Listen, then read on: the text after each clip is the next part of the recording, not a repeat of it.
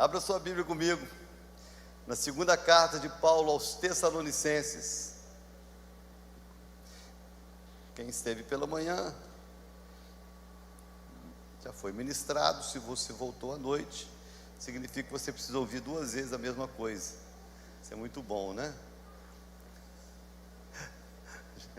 É assim que funciona. A igreja precisa ouvir sobre o Evangelho 4 vezes, por isso que tem 4 Evangelhos. Então nunca é repetitivo, é eu que preciso ouvir mais de uma vez.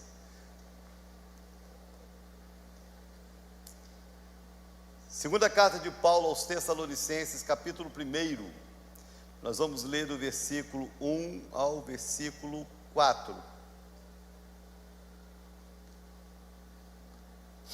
Eu espero você abrir, você que trouxe a Bíblia.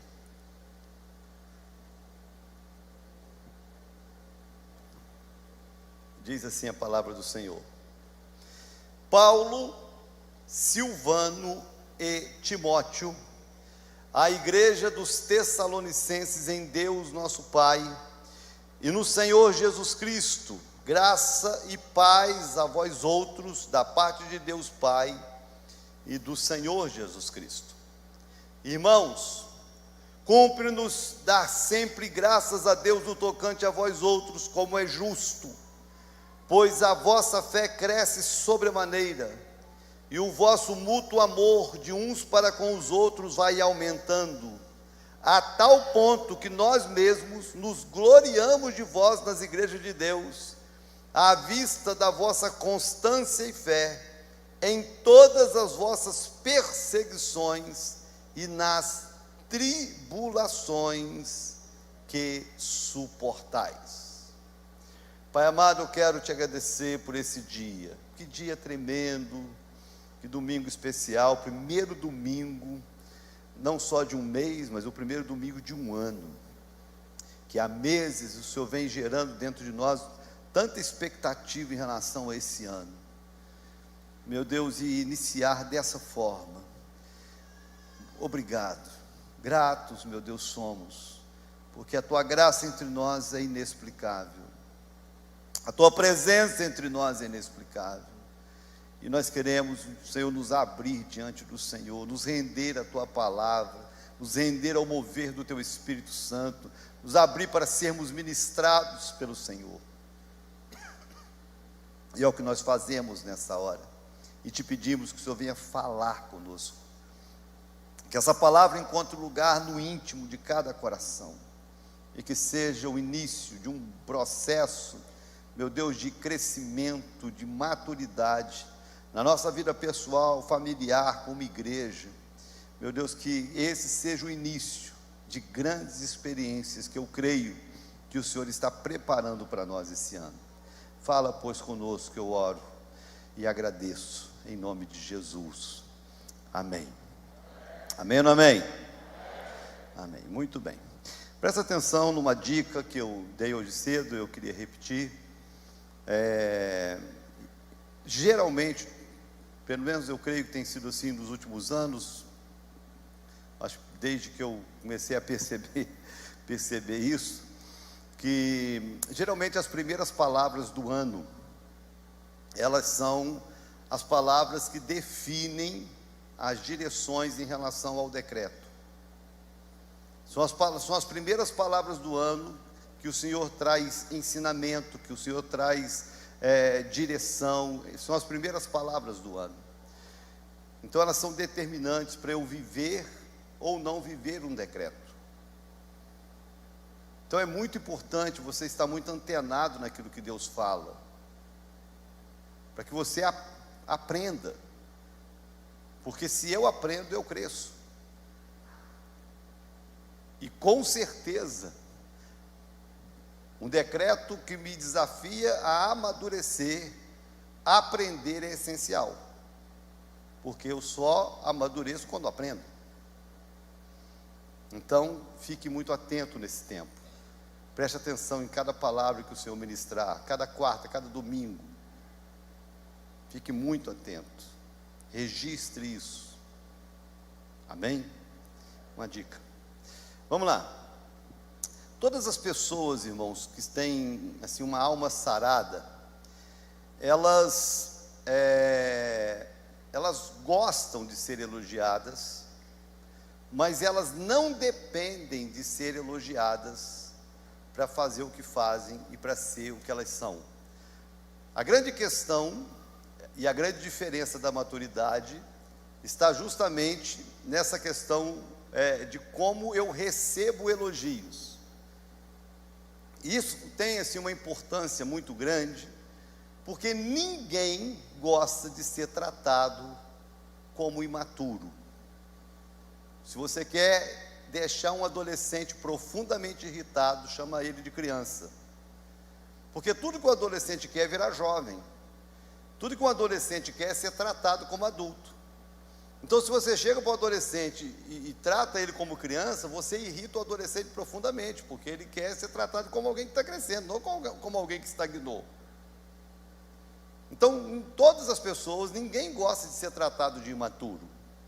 A questão é que, gostando ou não, as respostas que eu dou para a vida é que vão revelar o meu nível de maturidade ou de imaturidade. E o elogio é uma delas. Se você depende de elogios para fazer algo, você é uma pessoa imatura. Se você tem dificuldade em receber elogios, quando alguém te elogia, você com falsa modéstia diz: não, não é nada disso não. Isso também é um sinal de imaturidade. Porque o maduro, ele não tem dificuldade de ser elogiado, porque ele reconhece: poxa, obrigado, estou sendo elogiado porque eu fiz bem feito, e não tem nada de errado nisso. Porém, se você elogiar, ele faz, e se você não elogiar, ele vai fazer da mesma forma, porque ele não depende do elogio para fazer o ser o que ele é, porque a maturidade é o que o leva a fazer ou a ser o que ele é. Você consegue entender isso? E aqui já começa uma lição para a gente começar a avaliar o nosso nível de maturidade, porque esse é o primeiro passo para eu amadurecer, é eu conseguir discernir o nível que eu cheguei, para que a partir desse nível eu possa evoluir nele, eu possa avançar nele. Então presta atenção nisso, porque essa carta que Paulo escreve fazendo justamente o que eu estou te dizendo: elogios. A maior parte do Novo Testamento foi escrito pelo apóstolo Paulo, e são cartas. Como que funcionava o ministério do apóstolo Paulo? O apóstolo Paulo, como um apóstolo, um fundador de igrejas, ele saiu e foi o maior evangelista e fundador de igrejas da história. Na sua época, na sua geração, diante da sua realidade, não teve nenhum outro apóstolo que se comparasse a ele, ao preço que ele pagou e ao sucesso do apóstolo Paulo no ministério. Paulo evangelizou toda a Ásia, toda a Europa que ele conseguiu alcançar, toda a Judéia, todos os países ao redor de Israel, todos os lugares onde ele passava, ele evangelizava e abriu uma igreja. Alguns lugares ele passou pouco tempo, às vezes uma semana, 15 dias, um mês, 2 meses. Alguns lugares ele passou mais tempo, às vezes 1 ano, 2 anos. Então ele chegava num determinado lugar, ele não perdia tempo, ele estava ali, ele ia evangelizar, seja numa sinagoga, seja numa praça, no Areópago. Ele evangelizava, ganhava pessoas para Jesus, convencia pessoas dos seus pecados e apresentava Jesus como a solução. Essas pessoas se convertiam, ele ficava ali o tempo que fosse necessário, preparava um pastor, instituía a igreja e seguia a viagem. E assim ele foi fazendo. E depois, para ele consolidar esses pastores e consolidar essas igrejas, ele mandava cartas. Algumas dessas igrejas ele conseguiu voltar, às vezes ele fazia um caminho de ida, e depois ele fazia um caminho de volta, consolidando. Era muito comum as viagens missionárias de Paulo, ele fazia isso. Ele saía evangelizando, fundando igrejas, estabelecendo pastores, e depois ele voltava consolidando para saber como é que estava o trabalho. Mas algumas dessas igrejas ele abriu e nunca mais voltou. Ele foi preso, acabou morto. Então a forma dele consolidar era enviando cartas. E carta de consolidação tem muito mais exortação que elogio. Então, quando você lê as cartas de Paulo, o que a gente aprende muito com as cartas de Paulo, as doutrinas bíblicas essenciais à salvação, nós aprendemos nas cartas de Paulo. São nas cartas de Paulo que nós aprendemos sobre a graça, são nas cartas de Paulo que nós aprendemos sobre Jesus como o único Salvador suficiente. São nas cartas de Paulo em que ele escreve para consolidar essas igrejas. Mas geralmente as cartas tinham mais repreensão, mais exortação do que elogios. A carta aos Tessalonicenses, a segunda carta aos Tessalonicenses, ela é uma exceção à regra. Tem exortação nela, no decorrer dela, mas ela é uma exceção, porque Paulo abre a carta elogiando essa igreja. E elogiando essa igreja porque ele consegue identificar nessa igreja um nível de maturidade que ele não via nas demais igrejas. Comparar a igreja de Tessalônica, por exemplo, com a igreja de Corinto. A igreja de Corinto, irmãos, foi uma igreja que conseguiu alcançar experiências sobrenaturais que nenhuma outra igreja alcançou. A igreja de Corinto virou uma referência para Paulo ensinar sobre os dons espirituais. Paulo usa a experiência de Corinto para nos ensinar sobre os dons espirituais, porque tinha todos os dons da igreja. Todos os dons espirituais eram revelados dentro da igreja. Cura, maravilhas, línguas, profecias, interpretação, todos os dons se manifestavam na igreja. Mas quando Paulo escreve a carta para Corinto, Paulo não traz elogios para Corinto. Paulo chama Corinto de uma igreja criança, menina, vocês são bebê. Eu não pude falar a vocês como espirituais, eu tive que falar a vocês como carnais. Vocês têm todos os dons espirituais, mas vocês precisam de chupeta, vocês precisam de mamar, de papinha. Carta de Paulo aos Coríntios. A igreja de Tessalônica, ele não trata dessas experiências sobrenaturais, mas ele vê na igreja de Tessalônica um nível de maturidade que ele não vê nas outras. E ele revela isso nas virtudes que essa igreja revela. Ele traz os elogios em cima das virtudes que ele identifica nessa igreja. Então é muito importante a gente entender que nunca vai haver igreja perfeita, mas é possível haver igreja madura. E são nas virtudes dessa igreja que a gente identifica o nível da maturidade dela. São nas virtudes da vida cristã de cada indivíduo que a gente identifica o nível de maturidade desse cristão, desse indivíduo. Então presta atenção que eu vou compartilhar com você as virtudes da maturidade cristã que Paulo identifica na igreja de Tessalônica, e ele elogia essa igreja por isso. Vamos lá. Primeira virtude da maturidade cristã é o crescimento na fé. Diga, crescimento na fé. Pode ser mais forte? Foi a primeira observação que Paulo fez. Irmãos, verso 3: cumpre-nos dar sempre graças a Deus no tocante a vós outros, como é justo, pois a vossa fé cresce sobremaneira. Eu agradeço a Deus pela vida de vocês. Eu agradeço a Deus pelo exemplo, pelo bom exemplo de vocês, porque a fé de vocês cresce de tal maneira que aonde a gente vai, a gente tem que falar do crescimento de vocês. Foi essa a palavra. Agora, a questão que quando eu leio esse texto, que me vem ao coração é: como que Paulo pode avaliar o crescimento da fé, já que a fé é algo tão abstrato? Não existe nenhum equipamento de medir fé. Seria bom, né? Fedômetro. Seria fedômetro para medir fé ou para medir outra coisa, né? Fedômetro.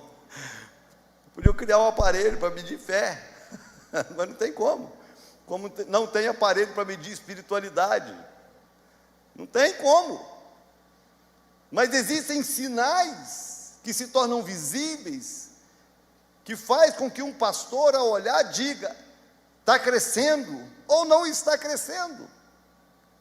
E Paulo, ele via nessa igreja algumas respostas, algumas atitudes, que dava a ele essa segurança, essa confiança, essa alegria, de dizer: vocês me alegram, eu dou graças a Deus pela vida de vocês, aonde eu vou eu dou testemunho de vocês, porque a fé de vocês cresce sobremaneira. Olha o termo que ele usa, não é simplesmente cresce, mas cresce sobremaneira, cresce de maneira extravagante, cresce de maneira visível. E na minha ótica, na minha leitura bíblica geral, eu entendo que a única forma de eu fazer uma avaliação do crescimento da fé de alguém é o quanto esse alguém está dedicando a sua vida em servir a Deus. Porque o conceito de fé prático, que o apóstolo Tiago, quando escreve a sua carta, ele diz, é que a fé sem obras, ela é uma fé morta. Então a forma de eu identificar o crescimento da fé dessa igreja é ver o quanto essa igreja está se dedicando à obra. Quanto mais uma igreja se dedica a servir, a produzir, mais ela demonstra que a fé dela está crescendo. Eu creio que, de uma maneira muito geral, se eu não estivesse na cidade, por algum motivo eu tivesse que escrever uma carta para a igreja Semear de Campos, eu poderia escrever algo parecido. Eu poderia dizer para a igreja Semear de Campos: dou graças a Deus no tocante a vós outros, porque a fé de vocês cresce sobremaneira. Porque eu tenho uma igreja que trabalha, eu tenho uma igreja que produz, eu tenho uma igreja que serve a Deus. Como igreja, irmãos, nós somos uma bênção nessa cidade. Como igreja, nós somos uma bênção para as famílias. Como igreja, nós somos uma bênção para a própria igreja. Nós nos abençoamos. A minha preocupação não é o que nós fazemos como igreja, mas a minha preocupação é se eu poderia escrever isso para indivíduos e dizer a mesma coisa. Porque enquanto nós temos pessoas que...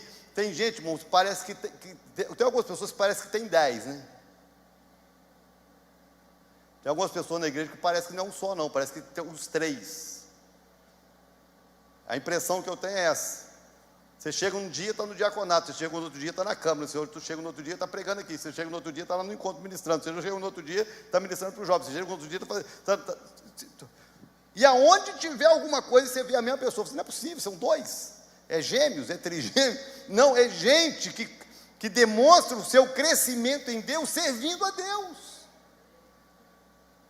E eu louvo a Deus porque essa igreja está cheia de gente assim, que está crescendo na fé, que está amadurecendo na fé, porque o que mais ama fazer é servir a Deus, é produzir para Deus, é amar a igreja, servir a igreja, mas infelizmente eu não posso falar isso de todos. Porque o que tem de gente talentosa nessa igreja, irmãos, inútil. O que tem de gente nessa igreja, irmãos, cheio de capacidade, de talento, de conhecimento, e que não usa nada disso para Deus. Talento que às vezes Deus te deu e você ganha dinheiro com isso. Talento que Deus te deu e que você mantém uma casa. Talento que Deus te deu e que você realiza e conquista aquilo que é desejo do seu coração, mas que você nunca dedica isso para Deus.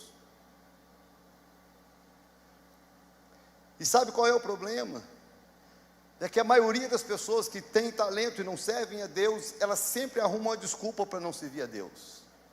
Elas sempre arrumam um culpado para não servir a Deus. Elas sempre vão colocar isso na conta de alguém: ah, não me dão a oportunidade. Eu tive que ouvir isso de pessoas que queriam sair dessa igreja, que acabaram saindo dessa igreja. Não, porque eu não estou tendo oportunidade. Você não está tendo oportunidade de servir?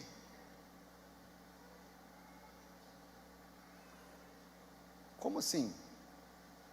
Você já procurou se tem lugar no estacionamento para você entrar na escala e servir? Já procurou se não tem lugar no hold para você servir, carregar um microfone, ligar um cabo?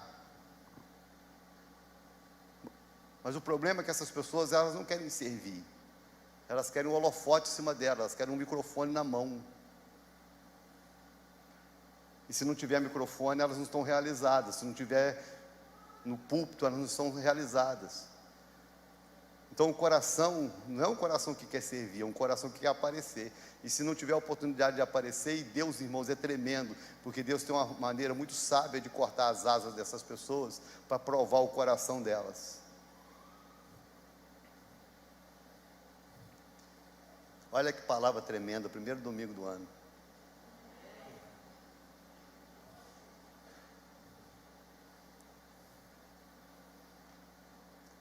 Dou graças a Deus pela sua vida, se você cresce na fé. E se a sua fé cresce, você serve. Se a sua fé não cresce, você se esconde. Se a sua fé cresce, você produz. Se a sua fé não cresce, você arruma desculpa. Se a sua fé cresce, você está envolvido. Se a sua fé não cresce, você está se escondendo, você está fugindo de alguma coisa, você está transferindo a responsabilidade para alguém. É assim que funciona. Irmãos, é assim que funciona.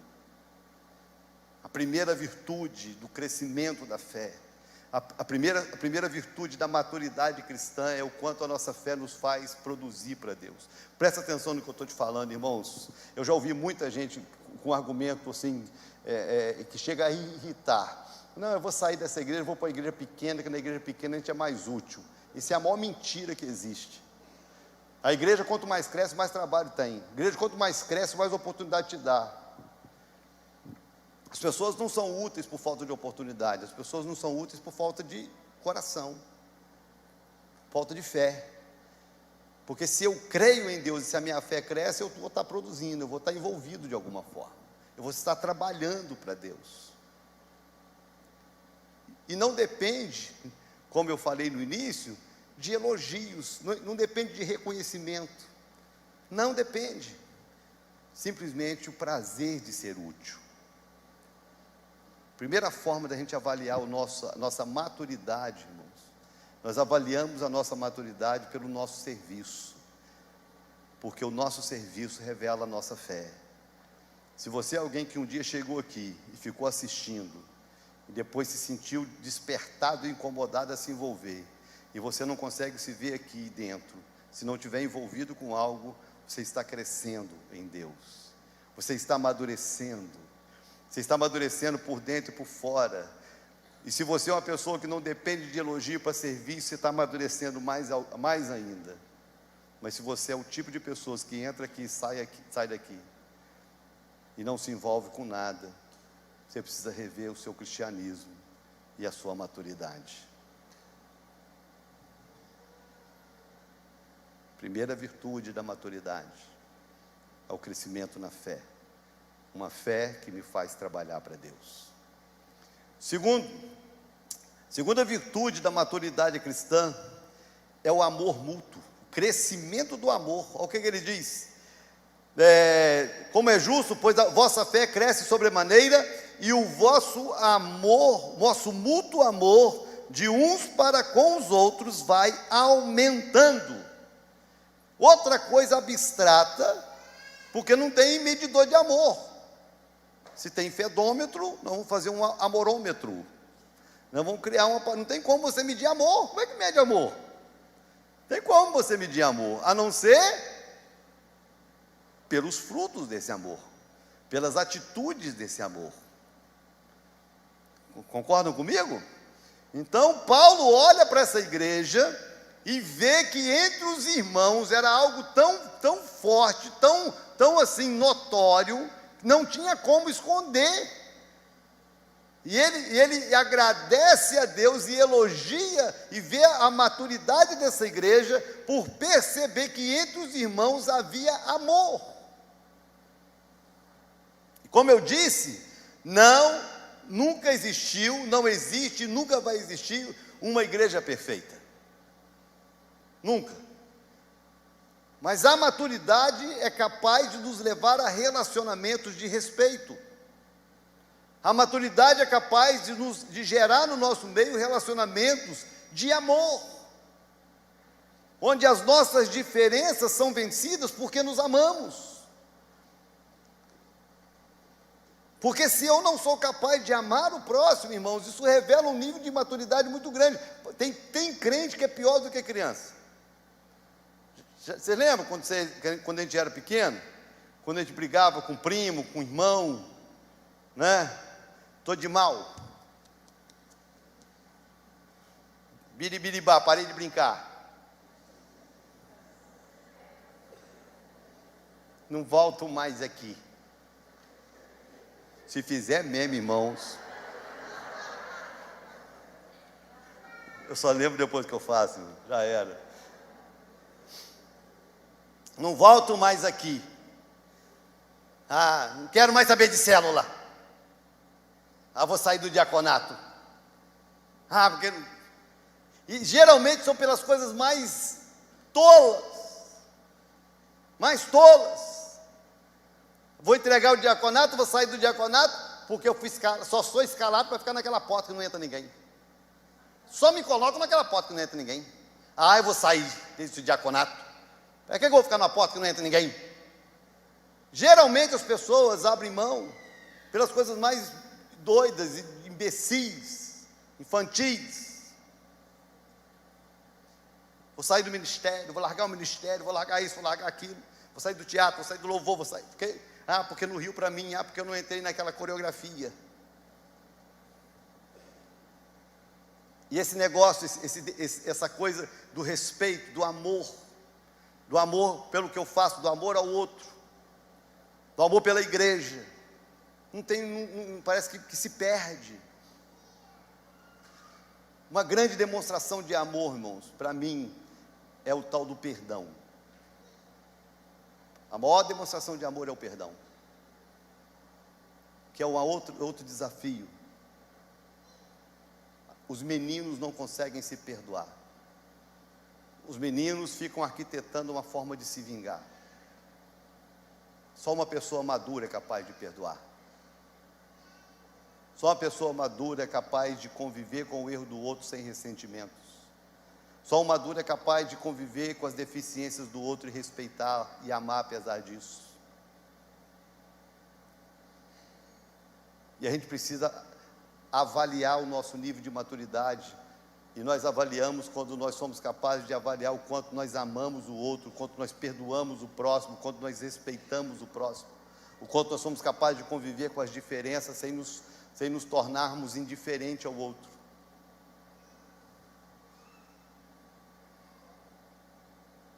Porque a maior expressão de ódio, irmãos, é a tal da indiferença. A maior manifestação de ódio não é a vingança, é a indiferença. É quando você começa a tratar o outro como se o outro não existisse, ou como se o sentimento do outro não fizesse diferença nenhuma para você. Se você é alguém que alimenta ressentimentos no coração, desculpe a sinceridade e a franqueza da palavra, mas você ainda não está preparado para receber alimento sólido. Você ainda está no nível da papinha. Se você é alguém que guarda ressentimentos no coração, não consegue perdoar porque ainda é menino. Está na fase da papinha. Porque quando a gente recebe alimento sólido, irmãos, e a gente entende o quanto Deus nos perdoou, perdoar o próximo se torna a coisa mais automática e natural da vida cristã. A maturidade me faz amar o próximo, independente do próximo. Fácil? Não. Por isso que só os maduros conseguem. Entenda essa palavra. Seja capaz de fazer uma reflexão e uma avaliação pessoal, para você saber em que nível que você está. Presta atenção, irmãos. Idade não é sinônimo de maturidade. Uma pessoa, 2 pessoas, 10 pessoas podem viver as 10 pessoas 50 anos. E quando as 10 pessoas chegarem aos 50 anos, você tem uma pessoa nesse nível de maturidade. e as outras nesse nível de maturidade. Porque o que amadurece o indivíduo não é o tempo. O que amadurece o indivíduo é a capacidade dele aprender com as experiências que o tempo promoveu para ele. Então, se o tempo te oferece oportunidades, se o tempo cria experiências, mas você não aprende com elas, você nunca amadurece. É por isso que a gente precisa aprender a agradecer a Deus até pelas pessoas, problemas que passam pela nossa vida. Parece que tem gente que passa na vida da gente só para nos ensinar, nem que seja para eu aprender a nunca ser igual a ela. Tem gente que só ensina isso. Se não tem nada de bom para aprender com ela, a única coisa que eu aprendi com ela, se eu posso ser qualquer coisa na vida, mas nunca vou ser aquilo ali, porque eu não quero ser igual aquilo ali. Mas entender que tudo que acontece na minha vida, ou eu aprendo, ou eu não cresço. Que todas as oportunidades e situações que Deus cria para mim, ou eu aprendo, ou eu não cresço. A vida é assim. Então, para a gente fazer essa avaliação da maturidade, é a gente olhar para as nossas relações, é para a gente olhar para as pessoas ao nosso redor, dos nossos convívios, dentro da igreja, na família, e a gente avaliar o quanto nós somos capazes de amar, principalmente, aqueles que são diferentes de nós, porque a minha maturidade depende disso. Terceira virtude da maturidade é a perseverança na fidelidade. Isso aqui para mim é um grande desafio. Verso 4, ele vai falar o seguinte: a tal ponto que nós mesmos nos gloriamos de vós nas igrejas de Deus, à vista da vossa constância e fé, em todas as vossas perseguições e nas tribulações que suportais. Constância nas tribulações e provações. A maturidade está em me capacitar a me manter constante nos momentos de tribulação e provação. Por quê? Porque o imaturo é inconstante. O maduro é constante, o imaturo é inconstante. Você consegue entender a diferença? É fácil, irmãos. E essa leitura aqui, irmãos, é a leitura assim, que mais nos ajuda a fazer uma autoavaliação. Se você é o tipo de crente que um dia está lá em cima, outro dia está lá embaixo, um dia você está indo para o céu, outro dia você não sabe se está indo, um dia você quer vir para a igreja, outro dia você quer ir para o mundo, um dia você está na casa do Senhor, outro dia você sabe lá onde está, um dia você está doido para servir ao Senhor, outro dia você não quer saber de mais nada nem ninguém, um dia você quer ganhar o mundo para Jesus, outro dia você não sabe se nem você mesmo foi ganho. Se você é esse tipo de crente que um dia está cheio do Espírito, outro dia está cheio de você mesmo, está cheio de Deus, outro dia está cheio de demônios, se você é essa inconstância, isso é um sinal claro de imaturidade. Que é uma das coisas difíceis da gente administrar na igreja, são relacionamentos imaturos. Um casal que um dia está apaixonado, outro dia quer separar. Um casal que um dia está assim, se pegando, quase que alguém tem que entrar no meio, que você parece que estão brigando, não, estão se pegando mesmo. E outro dia você tem que entrar no meio, porque eles estão se pegando de doideira, né? É a imaturidade dos relacionamentos. A inconstância, irmãos, é a pior resposta do imaturo, a inconstância. Porque a inconstância desgasta quem está perto. Talvez seja esse um dos maiores sofrimentos dos nossos líderes, é conviver com os inconstantes. Você ganha um cara para Jesus, leva ele para o encontro, ele volta cuspindo fogo, ele quer ganhar o planeta para Jesus, aí no outro dia você tem que ir na casa dele, arrastar e vir para a igreja, porque ele não quer vir para a igreja mais. O tal da inconstância, irmãos, é uma tribulação para quem convive com o inconstante. E a única forma de vencer a inconstância é amadurecendo. Porque quando eu amadureço, a minha vida, a minha constância não depende da circunstância. O que vai conservar a constância é justamente a maturidade alcançada. E é tremendo esse texto, porque ele vê a constância nas provações. Ele vê a constância nas tribulações. Eu agradeço a Deus pela constância de vocês. Em todas as tribulações e provações vocês se mantiveram constantes. Olha que coisa tremenda, irmãos. Olha que coisa extraordinária. Constância é sinal de maturidade. Pega essa palavra, faz uma avaliação da sua vida. Primeiro culto do ano, primeiro domingo do ano, um decreto que vai determinar aonde eu posso chegar em Deus na minha história. O ano da maturidade. Se esse decreto tomar a minha vida e influenciar a minha história, eu vou chegar a lugares que eu nunca cheguei, eu vou alcançar níveis que eu nunca alcancei, eu vou viver coisas em Deus que eu nunca vivi. Mas se eu não viver esse decreto, irmãos, entra ano e sai ano, eu continuo no mesmo lugar.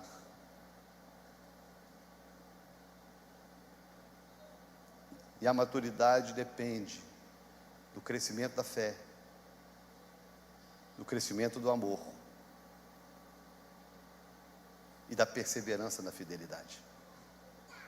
Eu não sou fiel porque as coisas estão a favor. Eu sou fiel porque eu assumi um compromisso com Deus de ser fiel. Sou fiel à minha esposa porque eu assumi um compromisso de ser fiel. Eu sou fiel à minha igreja porque eu assumi um compromisso com Deus de ser fiel. Então não depende de nada, depende de mim, porque é uma decisão minha. Então se você é alguém que diante dos olhos é fiel, mas na ausência é infiel, você é menino, você não cresceu. Se na frente da esposa você é um santo, mas longe da esposa você é um mulherengo, você é um moleque, um menino, moleque sem vergonha, fralda suja. Se você é uma mulher que na frente do marido é toda comportada, mas fora você é uma piriguete,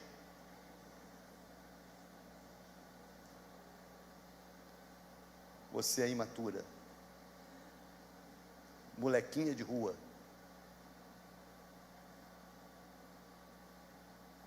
E é triste ver uma geração com tanta gente assim. Triste ver igrejas tão cheias de gente assim. Na frente do pastor, falta pouco colocar a auréola, brilhar uma luz por cima da cabeça. Quando vira as costas, ninguém sabe nem de onde é. Esse é o ano. Ou você amadurece, talvez não tenha mais jeito.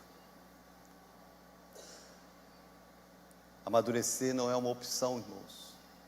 Amadurecer é uma necessidade. A natureza me obriga a amadurecer. Quem não amadurece vai contra a própria natureza. Tudo precisa amadurecer. E nós precisamos amadurecer como gente. Nós precisamos amadurecer como cristãos. Nós precisamos amadurecer como família.